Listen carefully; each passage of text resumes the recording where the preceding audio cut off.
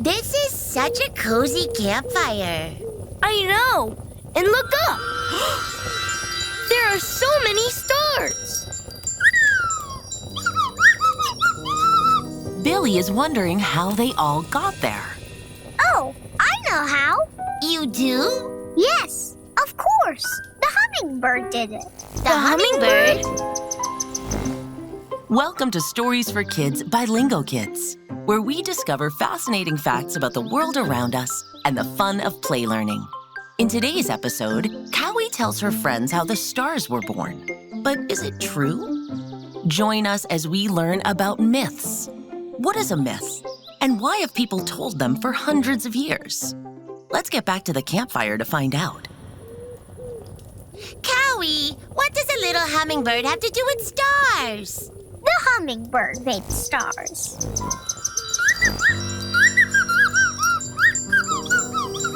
Billy says that's not true. The stars are made from gases like hydrogen and helium and... No, Billy. The hummingbird made the stars with her beak. That's so cool. Yeah. The animals were all scared of the dark, so the hummingbird made stars for them. Oh, that's so nice of the hummingbird. Wait, I agree with Billy. That does not sound true. It is true. I heard it. For real. Cowy, it sounds to me like you are sharing a myth called How the Stars Were Born. That is a Native American myth. Well, what's a myth? Is it bad? A myth is not bad, but it is also not true. I knew it. But if it's not true, why did someone tell it to me? Myths are stories people make up to explain things that are hard to understand. Oh, like where all these stars came from? Yes, exactly. Or how the world began. Or why there is thunder. Or even why a spider has 8 legs. I was wondering about spider legs. Billy says we don't need myths. We have computers. We can just look it up. I agree. Or read a book. There are lots of books about stars at the library. Yes, those are good ideas, but most myths were made up a long time ago. Let's try something. Close your eyes and imagine that you lived a long, long time ago. Lingokids listeners, you can try too. Okay, I'm imagining. Try to imagine a time before there were any computers, or televisions, or even books. No bedtime stories? Yikes, sounds boring. What did people even do? Good question, Lisa. Lingokids listeners, what would you do for fun if you lived before computers and television and books were invented?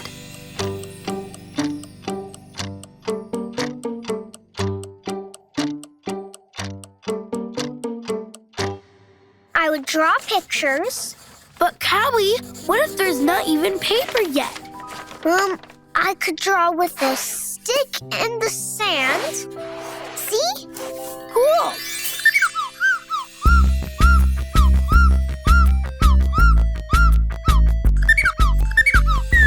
Billy would sing. I like your song, Billy. I would dance. Watch this.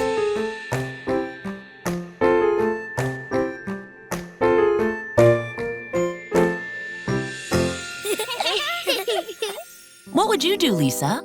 I think I would make up stories and have all my friends act them out like a show. Amazing. Those are all things that ancient people did to have fun and to share stories or myths about the world. They made shows and dances and songs so the myths would not be forgotten. Actually, that does sound fun. Wow, I can't believe we still know stories from that long time ago. They must be really good stories. Yes, there are many different kinds of myths. Some have heroes and villains and monsters and... Hummingbirds. Yes, and hummingbirds. So how did the hummingbird make the stars anyway? Well, I remember some of the story, but I don't know if I remember it all. That's okay, Cowy. I can help you tell it. Okay, I'll try. So it used to always be daytime. No nighttime at all. Really? I didn't know that. Me neither. Remember, this is a myth, a made-up story. Oh, yeah! But the animals started fighting a lot. Oh no! Oh, yes! And so the Great Spirit put a blanket over the whole earth. Billy wants to know who the Great Spirit is. Billy, in this Native American myth, the Great Spirit is like Mother Nature, a powerful force. Many myths have gods or spirits in them that make things happen on Earth.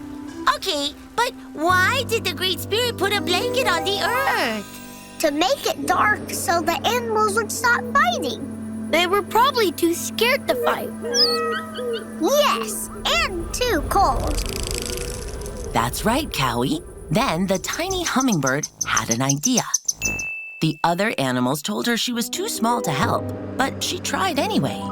She flew up and up and up. She flew all the way to the blanket. Oh! This is my favorite part. When she got to the blankets, she poked it with her beak. It made a little hole and light shined through. Oh! She tried and tried to move the blanket, and every time she poked more little holes. Hey! She's making stars. Exactly. The animals looked up to see the beautiful stars. The Great Spirit saw how hard the little hummingbird was trying to help and decided to take the blanket off. And then it was daytime. Yay! Yes, but to remind the animals not to fight, the Great Spirit put the blanket back on for half the day. That's nighttime. Yes, and every night you can still see all those holes in the blankets. Oh, that's the stars.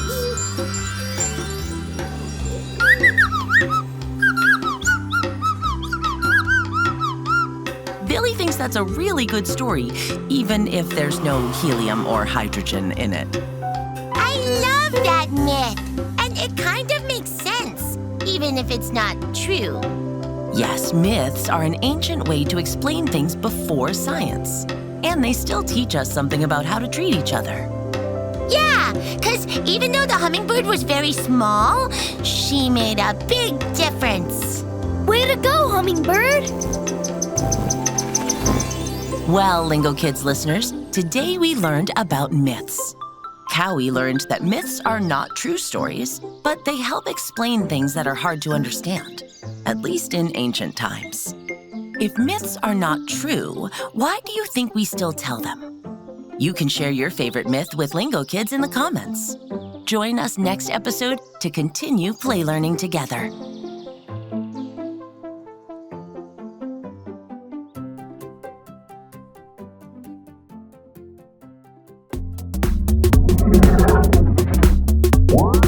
More songs, activities, and podcasts on our YouTube channels.